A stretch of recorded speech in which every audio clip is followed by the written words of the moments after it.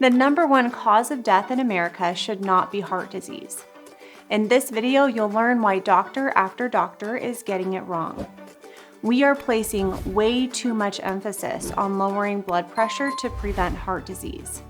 When the CDC states that heart disease is the number one cause of death, they are actually looking at an effect of the real cause. The truth is that high blood pressure is a symptom of a bigger underlying problem. A problem that very few doctors are actually testing, and a problem that 88% of adults in America have. It's not being overweight or obese. In fact, this problem can exist even at a healthy weight. This problem is a huge invisible elephant in the room because very few people are talking about it. This problem is insulin resistance and inflammation. These are the biggest killers in America, not heart disease. In fact, high blood pressure is often the first sign of insulin resistance. So if you have high blood pressure, that should be an indicator to also check for insulin resistance. Depending on your source, high blood pressure is greater than about 130/85, or if you're taking a medication to lower your blood pressure like metoprolol or lisinopril or another pill for at least 3 months. That means you likely have insulin resistance. We'll discuss how insulin resistance causes high blood pressure in an upcoming video. Focusing on reducing high blood pressure is focusing on a downstream problem. It's reactive and less efficient.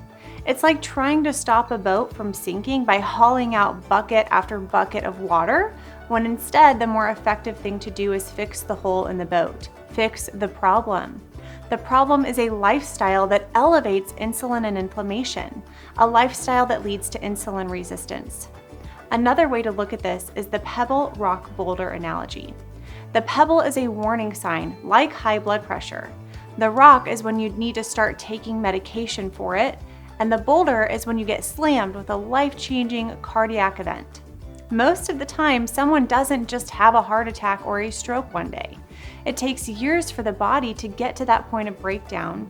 It started with high blood pressure that started with elevated insulin and inflammation, something that most doctors aren't testing, because that would make sense, right? Testing insulin makes sense. Preventing disease makes sense. But insurance doesn't pay to prevent disease. Then no one makes money.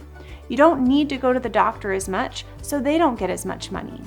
You don't need the pill to lower the blood pressure, so big pharmaceutical companies lose money. You're eating more real food, so big food companies lose money.